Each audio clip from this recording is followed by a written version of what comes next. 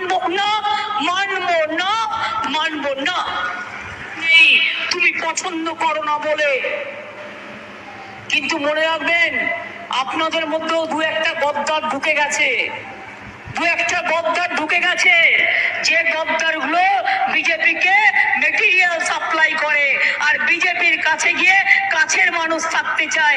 এরা জানে না এমনকি ভোটটা পর্যন্ত দিতে আসে না এখন আর অনেকে, কেউ। আমি বারবার বলি মুসলিমরা এত খারাপ নয় যে তারা তপশিলীদের রিজার্ভেশন কাটবে। মোদী বাবু আপনি জেনে রাখুন, আপনি আগুন নিয়ে খেলছেন।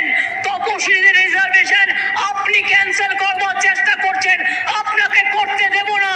আপনি মুসলিমদের নামে দোষ দেবেন না।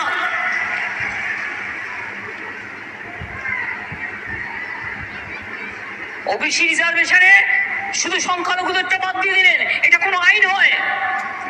আইনে কখনো ডিসক্রিমিনেশন হয় না। আমিও অ্যাজ এ লয়ার আমি আমার ভার্সন বলছি, আমার ওপিনিয়ন, এটা হতে পারে না।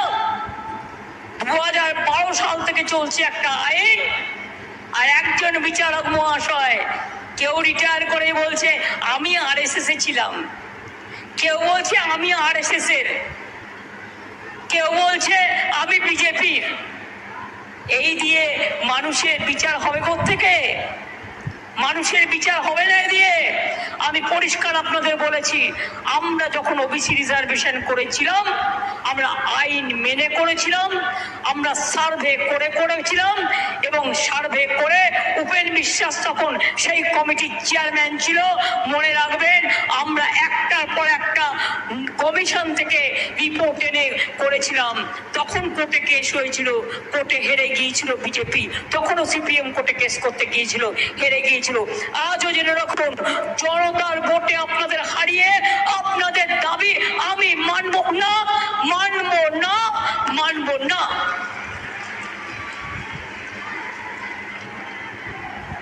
তপশিলি ভাই বোনেরা আসল কারণটা জেনে রাখুন, সংখ্যালঘুদের জেনে রাখা প্রয়োজন আছে।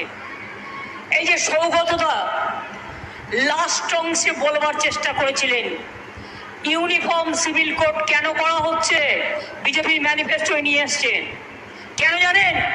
ওটা যেই হয়ে যাবে তপশিলীদের রিজার্ভেশন আর থাকবে না, আদিবাসীদের রিজার্ভেশন থাকবে না, ওবিসিদের রিজার্ভেশন থাকবে না, হিন্দুদের অস্তিত্ব থাকবে না। এতই যদি তুমি হিন্দু হও তাহলে আসামে 19 লক্ষ হিন্দু বাঙালির নাম কেন বাদ গিয়েছিল এনআরসিতে? বলো বলো বলো, জবাব দাও। আসলেন মোদী বাবু তপশিলীদের রিজার্ভেশন কেটে নিতে চায়, আমরা কাটতে দেবো না। সংখ্যালঘুদের ওবিসি রিজার্ভেশন কেড়ে নিতে চায়, আমরা কাটতে দেবো না। ওরা আদিবাসীদের অস্তিত্ব কেড়ে নিতে চায়, আমরা কাটতে দেবো না। ওরা ইকোনমিক ব্যাকওয়ার্ড ক্লাস আমার এখানে তাও আছে, তাদেরও আমি সম্মান দিই, তাদেরটাও কাটতে দেবো না, সাধারণ মানুষেরটাও কাটতে দেবো না। এটা হতে পারে? দেখুন আমি একটা মানুষ, আমার দুটো হাত আছে, দুটো পা আছে, দুটো চোখ আছে, দুটো কান আছে, একটা নাক আছে, দাঁত আছে, শরীরের সর্বাংশে যা যন্ত্র থাকার আছে, একটা দুটো সিপিএম এর হাতে মার খেয়ে বাদ দেওয়া ছাড়া। একজন মানুষ হতে গেলে সবটাই থাকবে। ঠিক সেই রকম মনে রাখবেন আমাদের দেশটা কিরকম। আমাদের দেশে রবীন্দ্রনাথ ঠাকুরের ভাষায় পাঞ্জাব সিন্ধু গুজরাট মারাঠা দ্রাবিড় উৎকল বঙ্গ, হিন্দু বৌদ্ধ শিখ জৈন পারসিক মুসলমান ও খ্রিস্টানি, আমরা সবাইকে নিয়ে চলি।